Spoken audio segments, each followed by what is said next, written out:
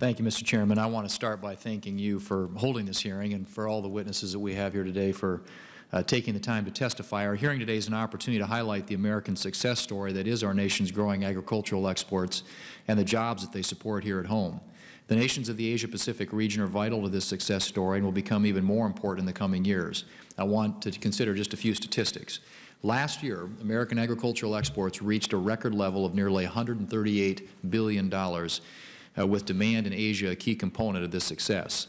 China is today the largest export market for U.S. agriculture, with agricultural exports to China totaling nearly $20 billion and supporting 160,000 American jobs. Our agricultural exports to China have grown more than tenfold over the past decade, increasing from $1.9 billion in 2001 to $19.9 billion in 2011. In 2010, the U.S. enjoyed a trade surplus in agriculture with China of over $14 billion. However, the success story for U.S. agriculture in Asia is not just about China. America's exports of agricultural products to South Korea have more than doubled in the past 10 years, reaching sales of $6.7 billion in 2011. The nations of Southeast Asia, such as Malaysia, Indonesia, and Vietnam, have more than tripled their imports of U.S. agricultural products over the last 10 years. In 2011, these nations consumed $9.6 billion worth of American agricultural exports. In South Dakota, we understand the importance of opening new markets to our homegrown products. South Dakota's agricultural exports were $2.4 billion in 2010, supporting roughly 20,000 jobs both on and off the farm. These export sales are a very meaningful part of South Dakota's farm economy, which had total cash receipts of $7.7 billion in 2010.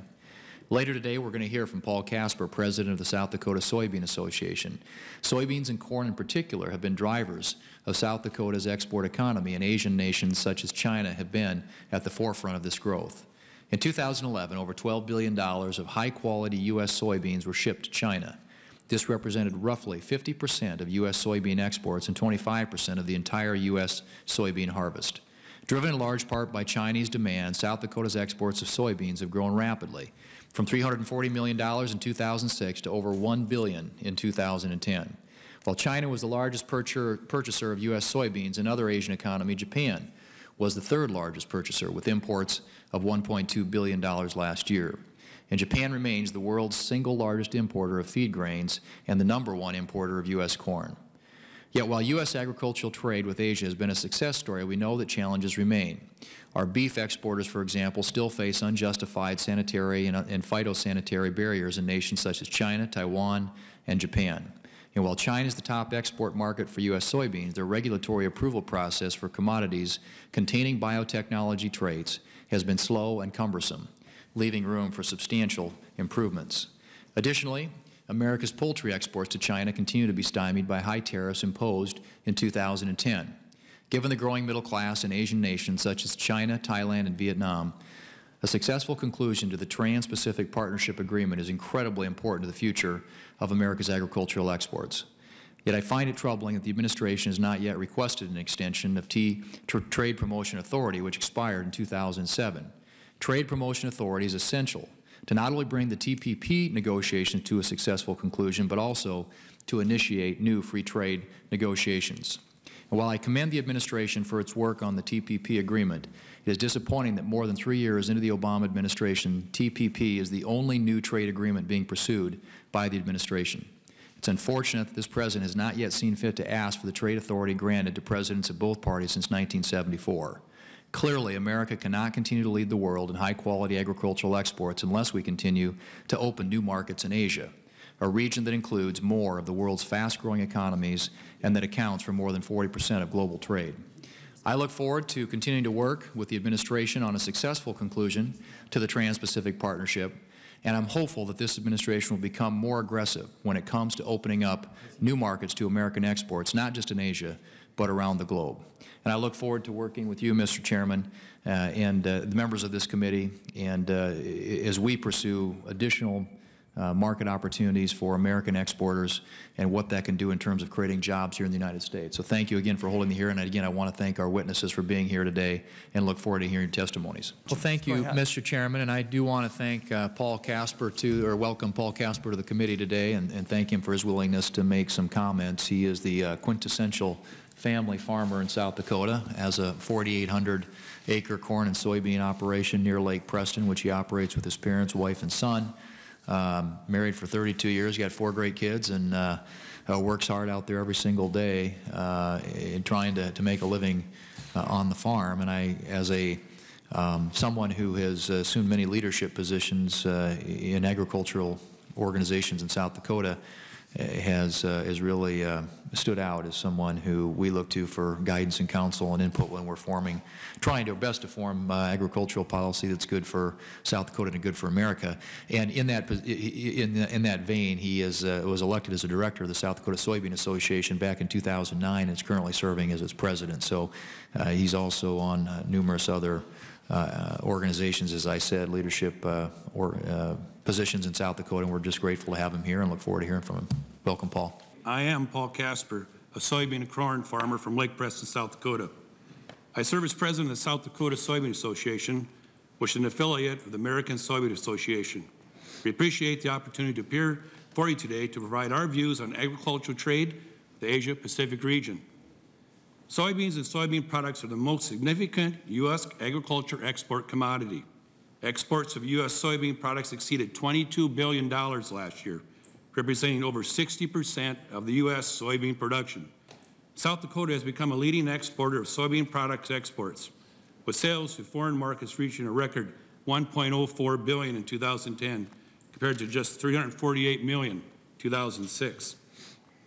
The rapidly growing markets in the Asia-Pacific region, led by China, are key drivers of U.S. soybean demand. In fact, 6 of the top 10 foreign markets for U.S. soybeans are in the Asia-Pacific region. China is by far the largest customer of U.S. soybeans, with purchases of more than $10.6 billion last year. Japan was third largest market with a purchase of $1.2 billion. Other significant buyers of soybean products in the region include Indonesia, with a purchase of $870 million, Taiwan with $714 million, South Korea was $362 million, the Philippines $353 million, and Thailand, which purchased $195 million worth of soybean products last year. With the recent implementation of South Korea FTA, U.S. soybeans for crushing and U.S. soybean meal now enter Korea duty-free. U.S. food-grade soybean producers will also have access for the first time outside the Korean import monopoly. The FTA creates landmark opportunities for meat and poultry exports, which should further boost local consumption of soybean meal. The Trans-Pacific Partnership, TPP, Free Trade Agreement would also provide opportunities for soybeans and other U.S. agriculture exports, especially as it established a broader Asia-Pacific trade arrangement. Entry of Japan in the TPP negotiation would increase the economic significance of the agreement, and soybean farmers strongly support Japan joining the negotiations. While soybeans and soybean meal enter Japan duty-free, Japanese barriers to U.S. livestock exports are much more restrictive. Their removal under a TPP agreement would offer substantial new opportunities to expand U.S. exports to Japan of dairy, pork, beef, and poultry products, which should boost domestic demand of soybeans and soybean meal. Substantial potential exists for expansion of agriculture and soybean trade between the United States and the region. Vietnam, for example, is a rapidly growing market for soybean products. Since joining the WTO, Vietnam's imports of U.S. soybeans rose to $150 million last year, compared to $7.4 million in 2006. There also remains great potential for expansion of U.S. agriculture exports to the region if non-tariff barriers restricting U.S. exports can be eliminated. A key area that affects exports of U.S. soybeans concerns the policies that regulate agriculture commodities derived through biotechnology. As I stated earlier, China is our single largest export customer. Soybean products purchased by China last year represented 50% of all U.S. soybean exports and 25% of U.S. soybeans harvested. But China's slow regulatory approval process for commodities containing biotech traits caused great concern. China is the only major importing country that requires biotech events be fully approved in the country of development before it will accept any application for its registration to export the product to China. This requirement delays commercialization of new traits in the U.S. for as much as 2 years. On this issue, we strongly support the initiative put forth by USDA to China to implement a pilot project to attempt to begin to address these issues. In general, however, the soybean sector's impressive export growth in the region could not have been achieved without unique government-industry partnerships that characterize the Foreign Market Development Program, FMD, and a Market Access Program, MAP. However, our competitors in South America also continue to increase exports to Asia-Pacific markets as their production level jumps to new records. Despite slower world growth, the outlook for agriculture trade remains promising. We strongly encourage the U.S. government to pursue market opening initiatives in this region, and we strongly support the inclusion of Japan in the TPP negotiations. Thank you, Mr. Chairman, for the opportunity to present our views here today. I'm happy to respond to any questions later. Mr. Casper, in your testimony you talk about how greater market access for meat products such as beef and poultry will spur greater domestic consumption of soybeans, which is used as a feed for the animals from which these products are produced. And this is in regard to the importance of the Asia-Pacific market to America's soybean producers. Could you expand upon this point and talk specifically about how greater access into markets such as Japan and Vietnam for pork, poultry, and beef will benefit soybean farmers such as yourself? Yes, Senator, I will. Increase in meat and pork, poultry exports would make our domestic meal markets larger for our customers here in the United States. 1% increase to U.S. beef and pork exports sends more than 2 million bushels of corn and soybeans overseas. So if we can process that protein here in the United States rather than shipping the raw soybean and corn over and put it through livestock production and sending that over, it has a great impact on that, not only in the meal and light distillers grain use, it also takes and puts many more employees to work, and we're increasing that opportunity to keep that value added here in the United States. Just one more note. For every pound of U.S. pork exported, utilizes 1.5 pounds of U.S. soybeans. So for every pound, 1.5 U.S. soybeans here in the United States. So it's so important if we can process here that soybean meal and send the ready product in animal birds across, much more beneficial for this country. Yeah. Your testimony also talked about the competition that U.S. soybean growers are facing in global markets, especially from South American nations such as Brazil and Argentina. Could you discuss how U.S. soybean producers plan to stay a step ahead of your competitors? Do you believe that the quality of your product gives you an advantage over soybeans produced in other countries? Well, with regards to our quality, yes, I truly believe that. In fact, we've got funding here that we've been with state and national funding with regards to amino acid and amino acid research. And if you understand how the amino acid works in livestock, it's very beneficial with regards to what the U.S. production is on the amino acid side. So that has really gotten us in a competitive and a quality issue and sustainability.